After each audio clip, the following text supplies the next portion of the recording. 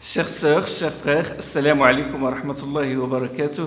Dans cette nouvelle vidéo, des questions et des réponses sur les finalités, les cours qu'on a fait sur les finalités de la charia.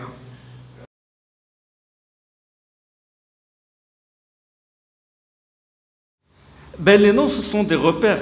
Les noms des savants, ce sont des repères, puisque les savants sont des étoiles qui nous illuminent la voie.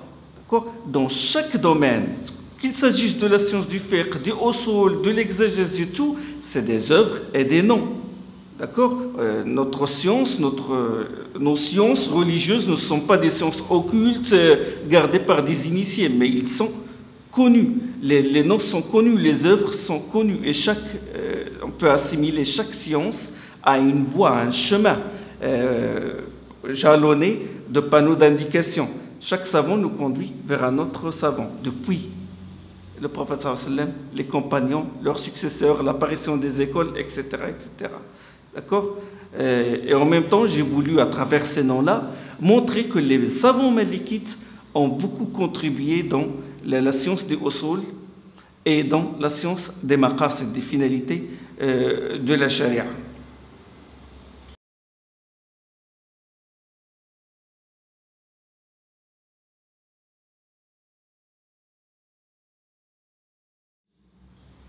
Non, mais premièrement, la diversité est une caractéristique de la charia.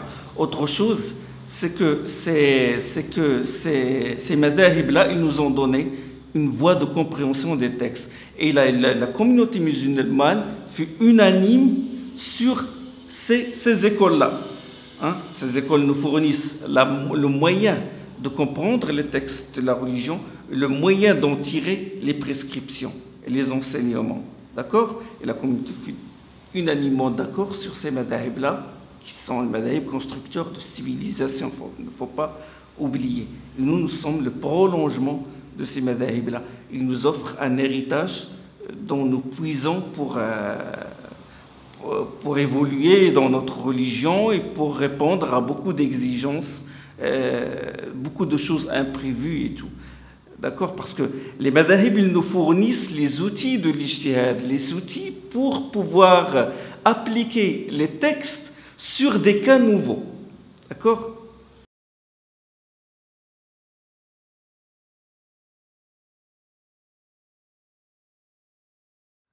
Ben, l'ordre chronologique, ça nous montre l'évolution de la science. Ça nous donne, déjà nous avons des noms, nous avons leurs œuvres et nous savons qui sont les gens de la sunna. Pour que personne ne puisse dire non, celui-là ne fait pas partie. Non, il s'inscrit dans cette continuité historique. D'accord? Et puis l'ordre chronologique, on dit ordre chronologique, ça dit histoire. Normalement, on doit intégrer l'histoire dans nos études de ces sciences-là. Parce que l'histoire, ça te fait comprendre la chose. Ça te donne des repères et ça te fait comprendre de quoi on parle. Allah subhanahu wa ta'ala a insisté sur l'histoire. Il y a même des sourates qui portent les noms de Ibrahim, de Nuh, sourate Hud et tout, pour nous dire qu'il faut que l'histoire est là pour nous éduquer. D'ailleurs, les histoires ont une finalité éducative, pour nous raffermir, pour que nous puissions tirer les leçons de ceux qui nous ont précédés. أفلم يسيروا في الأرض فتكون لهم قلوب يعقلون بها أو آذان يسمعون بها فإنها لا تعمى الأبصار ولكن تعمى القلوب التي في الصدور. Allah subhanahu wa ta'ala dit que ne parcourt-il la terre pour avoir des cœurs aptes à raisonner et تكون لهم قلوب يعقلون بها أو آذان يسمعون بها ou des oreilles aptes à écouter. Ce ne sont pas les yeux qui s'aveuglent, mais ce sont les cœurs qui battent dans les poitrines. Donc, parcourir la terre, c'est pas parcourir la terre, bon, c'est vrai, il faut parcourir la terre pour tirer les leçons de les traces de ceux qui nous ont précédés, mais parcourir aussi à travers la lecture de l'histoire. Ça, c'est un verset qui appelle à lire l'histoire. Pourquoi? Pour nous éduquer. وَكُلًّا نَقُصُّ عَلَيْكَ مِنْ أَنْبَاءِ الرُّسُلِ مَا نُثَبِّتُ بِهِ فُؤَادَكَ. Allah a dit dans la fin de la sourate Hud, nous te racontons ces histoires-là pour affermir ton cœur. C'est ça le but. C'est ça le but. C'est un but instructif. C'est pourquoi la période mécoise, dans la période mécoise, l'histoire prédomine, l'histoire des prophètes prédomine.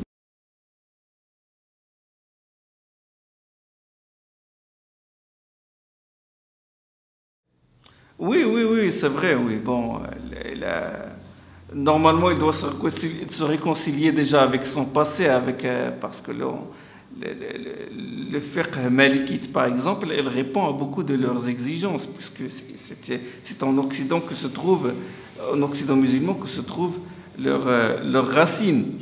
Et en plus, le madhab malikite, il donne beaucoup d'importance à l'intérêt général et aux finalités. Donc, il est très ouvert. Donc, très ouvert, très en harmonie avec la mentalité occidentale. D'accord? Et ça, par exemple, Ibn Khaldoun, il en parle.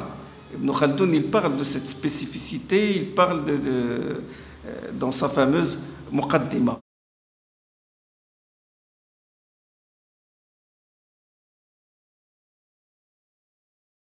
Ibn Khaldoun, il est connu par plusieurs œuvres. Mais il a fait plusieurs œuvres, mais il est connu en particulier par ce que j'appelle moi la trilogie d'Ibn Khaldoun, qui est son autobiographie qu'il a fait en Égypte pour se faire connaître. Il a été en but à de la jalousie auprès de ses pères et tout, Ibn Hajar et tout, en Égypte. Il y avait beaucoup de jalousie, ça c'est des choses qui arrivent entre les savants. Et il a écrit Al-Muqaddima, c'est-à-dire Muqaddima veut dire l'introduction, c'est des prolégomènes. Et il a écrit Kitab al-Ibar, le livre des exemples instructifs, ça veut dire l'histoire. Il a écrit l'histoire, l'introduction de l'histoire et l'autobiographie. C'est ça ce qui caractérise les trois œuvres par lesquelles on connaît Ibn Khaldoun. Muqaddima, dans laquelle il a mis en évidence le côté profond de l'histoire. Le côté profond de l'histoire. C'est-à-dire la réponse à la question comment, le pourquoi, les sagesses et aussi la vérification des faits. Et il s'inspire en fait du Coran dans cela, parce que l'histoire, ça ne sert pas, c'est pas seulement de raconter les événements, mais de comprendre les sagesses, tout pour se construire et évoluer. D'accord? Et il a insisté sur le contexte. Et il a insisté sur l'effet de l'environnement sur l'individu.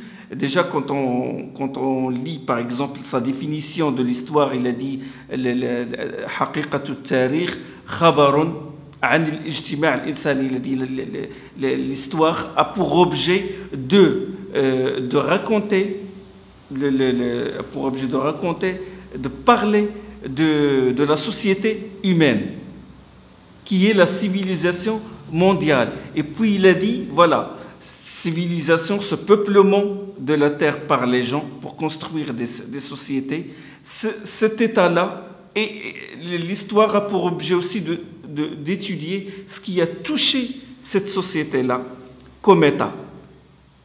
À savoir, il a donné des exemples, à savoir la vie à l'extérieur des agglomérations, la vie dans les centres urbains, et puis il a parlé de l'esprit du clan, et puis des différentes sortes de domination que les hommes exercent les uns sur les autres, et puis ce qui naît de ces dominations comme pouvoir et comme état et comme hiérarchie, et puis l'histoire a pour objet d'étudier, de nous montrer les fonctions qu'exercent les gens, les métiers, leur recherche des moyens de subsistance, et les sciences et les arts. Et puis il a divisé ça, histoire du pouvoir, histoire de la vie sédentaire, histoire des sciences, et c'est cette histoire des sciences qui nous concerne, nous, pour comprendre vraiment nos sciences, pour comprendre notre religion. Quand on parle d'usul fiqh, il faut recourir à Muqaddima ibn Khaldoun pour pouvoir comprendre l'évolution de cette science-là et connaître nos savants des gens de la Sunna, parce qu'il y a des gens qui disent non, ce savant-là, il ne fait pas partie des gens de la Sunna. Non, ce savant-là, c'est un repère comme d'autres repères sur la voie de la science, sur la voie de la science.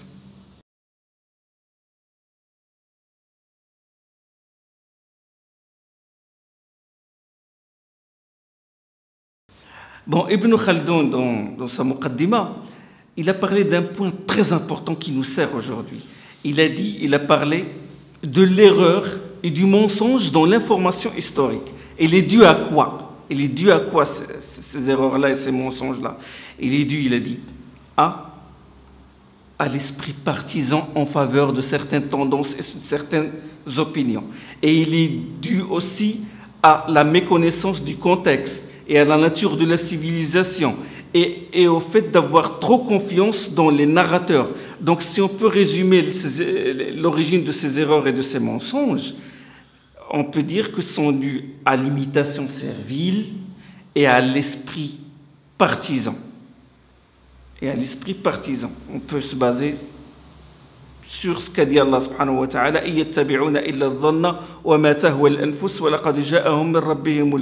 Allah dit dans Surat Al-Najm, ils ne font que suivre la conjecture et les passions, alors que la guidance leur est venue de leur Seigneur. La passion, c'est une corruption dans la volonté, là, l'esprit partisan. Et la conjecture, c'est une corruption dans la compréhension, dans la cognition. D'accord? Et ça, c'est dû à l'imitation servile, quand on donne son esprit à quelqu'un. Et le problème en Occident, les musulmans, ce qui sévit au milieu d'eux, c'est le sectarisme. Et c'est ça qui fait qu'ils ont une vision bornée, une vision fausse de notre histoire et de l'histoire de nos sciences. Et de la science en général. Quand on parle du usul, des gens, ils acceptent ça, ils n'acceptent pas autre chose. Je vous donne un exemple. Quelqu'un, tu lui dis, Ibn Qudam al-Maqdisi. Il sursaute, il dit savant hanbalite et tout, l'auteur du Mourni, le Mourni sur le fiqh comparé, c'est un chef-d'œuvre, c'est le deuxième imam Ahmed et tout. Tu lui parles de Al-Ghazali, tu lui parles d'Abu Hamid Al-Ghazali, non, tu dis non, c'est Ash'ari, Soufi, tout, je ne prends pas de lui, tout. Et qu'est-ce qu'il fait? Il fait une division, il divise ce patrimoine-là. Il divise ce patrimoine. Alors Allah subhanahu wa ta'ala, il l'a mis en garde contre ce fléau-là. Il a dit, وَلَا تَكُونُوا مِنَ الْمُشْرِكِينَ, ne soyez pas comme ces associateurs-là. وَلَا تَكُونُوا مِنَ الْمُشْرِكِينَ مِنَ الَّذِينَ فَرَّقُوا دِينَهُمْ, ne soyez pas des associateurs qui ont divisé leur religion et se sont comportés en secte. Ils ont divisé. Nous, qu'est-ce qu'on fait? À cause de notre sectarisme et à cause de certaines fitnas, troubles qui ont opposé certaines jama'at, qui font tous partie des gens de la sunna, comme ce qui a opposé les hanbalites aux asha'ira à une certaine époque, on souffle sur les braises de ces fitnas-là, et les uns diabolisent le Baqillani, diabolisent Abu Hamid al-Ghazali, les autres diabolisent Ibn Taymiyyah, etc. Et ce sectarisme, il s'est répercuté sur la compréhension, sur la conception, la vision sur les sciences et sur notre patrimoine. Allah dit, ne divisez pas votre religion. Diviser la religion, c'est quoi? C'est diviser ce patrimoine-là. Je ne prends pas d'Al-Ghazali, je prends d'Abu Hamid, je prends d'Ibn Qudam al-Maqdisi. Écoutez, Ibn Qudam al-Maqdisi. Ibn Qudama al-Maqdisi. Là, je vais faire une petite comparaison entre Abu Hamid al-Ghazali et Ibn Qudama al-Maqdisi. Abu Hamid al-Ghazali, il a écrit le Mustasfa. Le Mustasfa sur les usul fiqh. Qu'est-ce qu'a fait Ibn Qudama? Il a résumé le Mustasfa. Donc la chaîne, j'ai deux repères sur la voie du usul. Je ne dois pas couper cette chaîne-là. Si Ibn Qudama, il a résumé Hanbali, il a résumé le livre Al-Mustasfa d'Abu Hamid al-Ghazali, al-Ash'ari, al-Shafi'i, ça veut dire qu'il y a une influence et ça veut dire qu'il respecte cette œuvre-là. Premièrement. Abu Hamid al-Ghazali, il a écrit sur le fiqh shafi'i, il a écrit al-Wasit, le grand Wasit. Qu'est-ce qu'a fait Ibn Qudama? Il a fait la même chose, il a suivi le même plan et il a écrit al-Mughni. Al-Ghazali, il a écrit le Wasit, il a résumé le Basit. Le Basit, ça veut dire large livre sur le fiqh. Il l'a résumé en Wasit, c'est-à-dire en médian. Ibn Qudama, il a fait la même chose. Il a écrit Al-Kafi. Il a suivi le même plan que celui d'Abu Hamid al-Ghazali. Abu Hamid al-Ghazali, il a écrit le Wajiz qui est un résumé. Et Ibn Qudama al-Maqdisi, il a suivi le même plan et il a écrit Al-Muqna'. Abu Hamid, il a écrit le Khulasa.